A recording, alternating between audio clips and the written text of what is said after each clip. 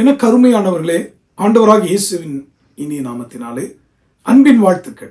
இந்த நாளில் தேவன் நமக்கு தருகிற நல்ல ஆலோசனை அப்போஸ்தலர் நடவடிக்கைகளிலிருந்து நாம் தியானித்துக் கொண்டிருக்கிறோம். Acts chapter 3 verse 20. அப்போஸ்தலர் நடவடிக்கைகள் புத்தகத்தில் 3வது அதிகாரம் 20ஆம் வசனத்தை உங்களுடைய ஆசீர்வாதத்துக்காக வாசிக்க போறோம். கேட்பீங்களா? உங்கள் பாவங்கள் நிவர்த்தி செய்யப்படும் பொருட்டு நீங்கள் மனம் திரும்பி குணப்படுங்கள். இன்று தேவன் ஒரு 2 காரியங்களை உங்களிடத்தில் எதிர்பார்க்கிறார். நம்ம அநேக காரியங்களை எதிர்பார்க்கிறோம் இல்லையா? நல்ல வாழ்க்கை அமையணும், எதிர்காலம் பிரகாசமாக இருக்கணும், நாம் எடுக்கிற முயற்சிகள், அது வியாபார சம்பந்தப்பட்டதாக இருந்தாலும் சரி, அது ஊழியத்தை எடுத்த காரியமாக இருந்தாலும் சரி, அதில் ஒரு நன்மை, ஒரு செழிப்பு வரணும்னு நீங்கள் எதிர்பார்க்குறீங்க. வெரி குட், அது தப்பு கிடையாது. உங்கள் முயற்சியெல்லாம் நன்மையாக முடிய நான் ஜெபிக்கிறேன். நிச்சயம் இந்த நிகழ்ச்சி மூலமாக அநேகருக்கு அந்த ஆசீர்வாதம் வந்து கொண்டு தான் இருக்குது. ஆனால் இங்கே 2 ஆலோசனையை தேவன் தருகிறார். இந்த தேவன் தருகிற நல்ல ஆலோசனை என்ன? முதல் பகுதி என்ன சொல்கிறது? உங்கள் பாவம் நிவர்த்தி செய்யும் பொருட்டு.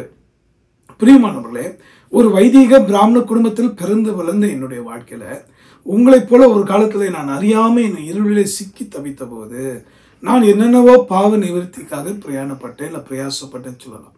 என் முன்னோர்களே சொன்னார்கள், ஓம் ஸ்ரீ தரித்திர நாராயணே நமக. இதோட அர்த்தம் என்னன்னா, நாராயணா என்றால் நரன் பிளஸ் ஆயினா, தன்னையே பலியாய் தந்தவரை வணங்குகிறேன். ரோமரின் புஸ்தகத்தில் கூட சொல்லப்பட்டிருக்கு. பவுல் எழுதும்போது சொல்றாரு, இயேசு கிறிஸ்து என்ன பண்ணாரா, கிருபாதர பலியா மாறினார்னு சொல்லப்பட்டிருக்கு. இப்படி வேதத்துல பல மகத்துவமான காரியங்களை இயேசு பற்றி சொல்லப்பட்டு தன்னையே பலியா தந்தவர். பொதுவாக பார்த்தீங்கன்னா, இனி கடவுளை தேடக்கூடியவர்கள், பக்தி உள்ளவர்கள் கையில ஏதாவது அது சொல்லுவாங்க, தேங்காவையோ இல்லை பூவையோ இல்லை ஏதாவது அட்லீஸ்ட் ஒரு கற்பூரத்தையாவது எடுத்துட்டு பயபக்தியோடு போவாங்க. காரணம் என்ன? ஏதாவது என்னுடைய பாவம் நிவர்த்தி செய்யணும், அல்லது என்னுடைய வாழ்க்கையில் நான் என் தீங்குலேருந்து ஒரு பரிகாரமாக நான் இதை கொண்டு போகிறேன்னு சொல்லுவாங்க. இன்னும் ஒரு சிலர் பார்த்தீங்கன்னா, அந்த நாட்கள்லாம் நான் கேள்விப்பட்டிருக்கிற ஆடுகளையும் கோழிகளையும் பல மிருகங்களையும் அவங்க பலி கொடுப்பதை நான் பார்த்துருக்கிறேன். இப்போ அதை கூட உங்களுக்கு காண்பிக்கிறோம். காரணம் என்னன்னா, நீங்கள் புரிந்து கொள்ள வேண்டும் என்பதுக்காக.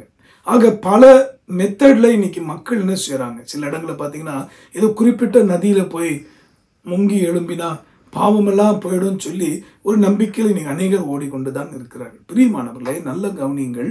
அறியாமை நீ இருளிலே நான் வாழ்ந்தபோது நான் சொன்னதான இந்த காரியங்களை பார்க்க அதிகமாகவே நான் செய்திருக்கிறேன். அதே போல் உங்களில் அநேகர் இதை காணலாம். நல்ல கவனிங்க. உங்கள் பாவம் நிவர்த்தி செய்யும் பொருட்டு நீங்களும் நானும் இங்கே அங்கேன்னு ஓட வேண்டிய அவசியம் கிடையாதுங்க. இப்போ லேவியராகும் புஸ்தகத்தில் 17ஆம் அதிகாரம் 11ஆம் வசனத்தை படிக்கும்போது, when you read book of Leviticus chapter 17 verse 11, அதில் மிக தெளிவாக சொல்லப்பட்டிருக்கு, யார் நமக்காக பாவ நிவாரணம் பண்ணா, இல்லாட்டி யார் நமக்காக பரிகாரியா மாறினா. வாசிக்கலாமா? மாம்சத்தின் உயிர் இரத்தத்தில் இருக்கிறது. நான் அதை உங்களுக்கு பலிபீடத்தின் மேல் உங்கள் ஆத்துமாக்களுக்காக பாவ நிவர்த்தி செய்யும்படிக்கு கட்டளையிட்டேன். ஆத்துமாவிற்காக பாவ நிவர்த்தி செய்கிறது இரத்தமே. நல்லா கவனிங்க. எல்லா வேதங்களுமே அடிப்படையாக சொல்லப்பட்டிருக்கு என்னன்னா, ரத்தம் சிந்தது இல்லாமல் பாவம் மன்னிப்பிராது. அவங்க என்ன சொன்னாங்களோ அந்த யூகித்து சொன்னதை, அந்த சஜெக்ஷனை இல்லாட்டி அவ கொடுத்ததான கருத்தை நாங்கள் எதிர்த்து நிற்கல. நல்ல கவனிங்க. இந்த அப்போஸ்தலர் நடவடிக்கையில் மிக தெளிவாக சொல்லப்பட்டிருக்கு, பாவ நிவர்த்தி செய்யும் பொருட்டு. அதாவது ரத்தம் சிந்தப்படணுங்க. அந்த பரிசுத்த ரத்தத்தில் தான். பொதுவாகவே மிருகத்தில் என்ன செஞ்சாங்கன்னா, ரத்தம் இருக்கு, அதனால் மிருகத்தோட ரத்தத்தெல்லாம் குடிக்கக்கூடாதுன்னு கட்டளையிட்டார் கடவுள் மனுஷனுக்கு. அதாவது நல்ல கவனிங்க, ஏன்னா ரத்தத்தில் தான் உயிர் இருக்குது. அப்போ மனுஷனுடைய ஆத்துமாக்களுக்காக, you should note this point, very important, not for your worldly blessing, this program, this message for your eternal blessing, apart from the worldly blessing, isn't it? இந்த உலகத்தின் ஆசீர்வாதங்களுக்காக மட்டும் இல்லை, அதை பார்க்கிலும் நித்திய ஆசீர்வாதங்களுக்காக தான் பாரத்தோடு மிகுந்த தேவ சமூகத்தில் காத்திருந்து உங்கள் நலனுக்காக இந்த நல்ல ஆலோசனையை அப்போஸ்தலர் நடவடிக்கையிலிருந்து ஆண்டவர் பேசிட்டு இருக்கார். So try to understand which is precious in your life. இந்த பூமியில் வாழ்கிறதுக்கு நமக்கு பணம் அவசியம், வீடு வாசல் அவசியம், உதவி செய்ய ஆட்கள் அவசியம். நான் இல்லைன்னு சொல்ல, ஆனால் ஆத்மா வாழணுமே.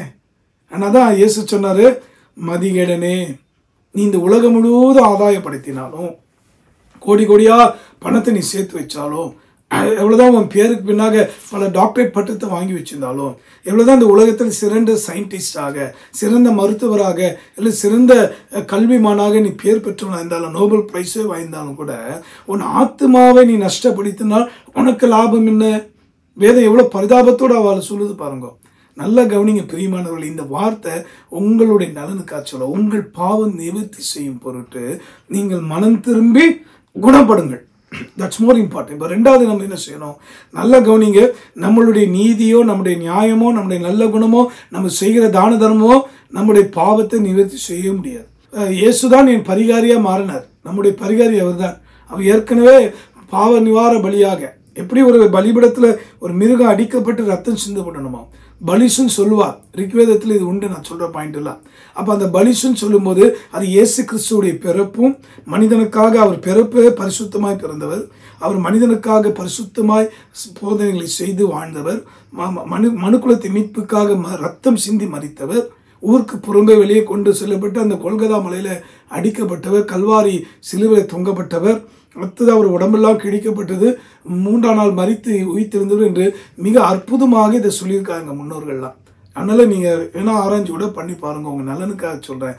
தயவு செய்து இருளில் போய் சிக்கிடாதீங்க. அறியாமல் இந்த இருளில் நான் வாழ்ந்தபோது உங்களை பார்க்கணும் அல்லது உங்கள் லெவல் கூட இருக்காது. அந்த அளவுக்கு என்னால் முடிந்த அளவுக்கு முழு மனதோடு முழுதயத்தோடு அந்த தெய்வம் அல்லாதவர்கள் செய்ய வேண்டிய எல்லா சடங்கையும் பாவ நிவர்த்திக்காக என்னென்ன முன்னோர்கள் சொன்னாலோ பெரியவாளான்னு சொன்னாலோ அதையெல்லாம் மனதார செய்த மற்றவாளும் செய்யும்படி தூண்டினேன். ஆனால் இன்னைக்கு நமக்காக கிருவாதார பலியாக நாராயணான்னா நரன் பிளஸ் சாயனா ரட்சகரேன்னு அர்த்தம்.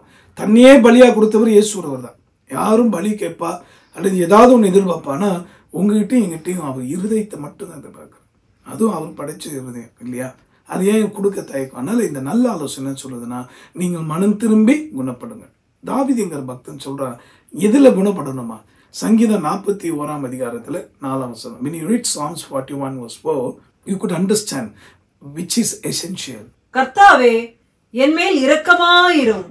உமக்கு விரோதமாகவே பாவம் செய்தேன்.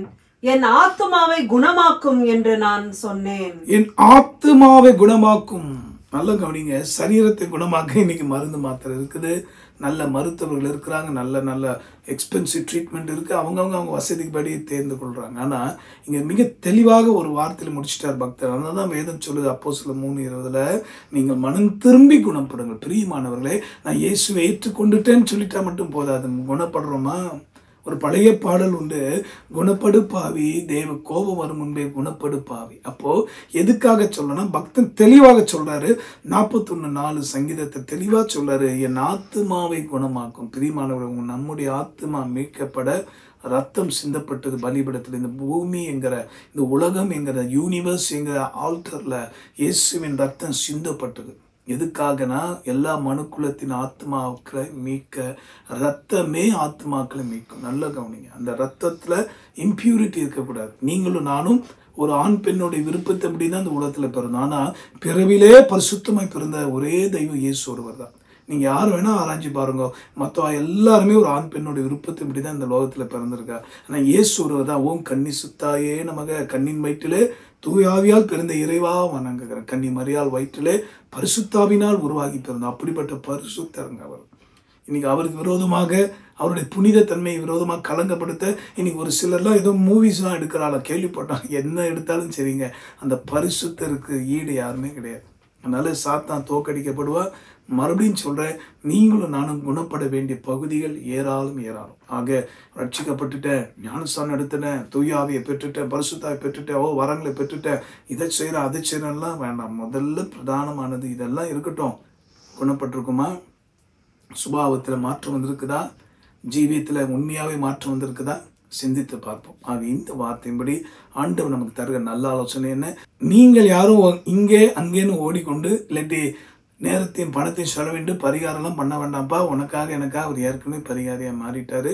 அவருடைய நாமத்தை நம்பி தொழுது கொள்ள அப்போ நீங்களும் நானும் குடும்பமாய் ரட்சிக்கப்படுவோம். ஆக நம்முடைய தேசம் ரட்சிக்கப்பட, நம்முடைய சமுதாய மக்கள் ரட்சிக்கப்பட, நம்முடைய நாடு நல்ல இருக்க, இன்னும் எழும்பிட, ஆத்துமாக்களுக்காக ரத்தம் சிந்தனை அந்த இயேசுவின் ரத்தத்தை பயன்படுத்துவோமா? அந்த இயேசுவை நோக்கி பார்ப்போமா? இந்த நல்ல ஆலோசனைப்படி ஆண்டவர் உங்களை ஆசீர்வதிப்பாராக. ஜெபிப்போம். அன்புள்ள ஆண்டவரே, இந்த அற்புத வார்த்தைக்கு நன்றி. மனம் திரும்பி குணப்படுங்க சொல்லி இந்த வார்த்தை கேட்டு இதுவரைக்கும் விதமான அனுபவத்தை பெறாதவர்கள் தயவாய் இந்த நாளில் உண்மை ரட்சகரை ஏற்றுக்கொண்டு தொடர்ந்து உங்களுடைய வேத வசனங்களபடி தங்கள் வாழ்க்கையை அமைத்துக்கொள்ள, தங்கள் வியாபாரத்தை, தங்கள் வாழ்க்கை உடைய பாவனை எல்லாவற்றையும் வேத வசனத்துக்கு உட்பட்டே நடத்தி கொள்ள அந்த உதவி செய்வீராக. தகப்பனே, நீங்கள் பாவ நிவர்த்தி செய்யும் பொருட்டு என்று சொன்னது போல இங்கே அங்கே என்று பரிகாரமாக ஓடன்னு சொல்லி இந்த பொய்யான அந்த தவறான காரியங்களை உன்னை ஜனங்கள் மாட்டி சிக்கிவிடாதபடி தேவனே உண்மை அறிந்து கொள்ள அருள்தார். நீ ஜீவன் உள்ளவரப்பா, பேசும் தெய்வமாயிற்றே. இப்பொழுது இந்த என்னோட சேர்ந்து ஜெபிக்கிற அத்தனை பேருக்கும் நீர் ஆண்டவரே முகமுகமாய் காட்சி அளிக்கிறீர். நன்றி சுவாமி. ஆசீர்வதி. கண்கள்லாம் திறக்கப்பட்டிருக்கா, ஸ்தோத்திரம். ஆசீர்வதி. ஜீவாதிபதி இயேசு மூலமாக வேண்டுகிறோம் எங்கள் நல்ல பிதாவே, ஆமென். உங்களுடைய நலனுக்காக, நன்மைக்காக பிப்ரவரி 24 வந்ததுன்னா 27 ஆண்டுகள் இந்த light of the world ministry தொடங்கி பூர்த்தியாகிறது. ஆக ஆண்டவர் கிருபையினால் எண்ணற்ற மக்களை குணப்படுத்தி கொண்டிருக்கிறார் சரீரம் ஆத்மாவிலே. ஆகவே எல்லா மகிமை அவருக்கு உண்டாகட்டும். தொடர்ந்து இந்த திருப்பணிக்காக ஜெபியுங்கள். முடிந்தவர்கள் பங்கேற்று பலன் பெறுங்கள். God bless you.